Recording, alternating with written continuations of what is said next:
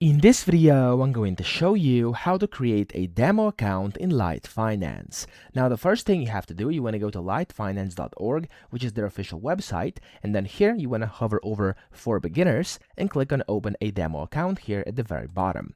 When you do this here, it's going to take you here. It's going to say which country you're currently in, and then it's going to say basically who the brokerage services are provided by in your country. If that's cool, click on continue registration.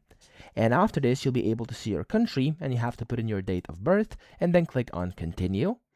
And whenever you do this here, you're going to then have to put in your email you want to sign up with, as well as the password you want to use. There we go.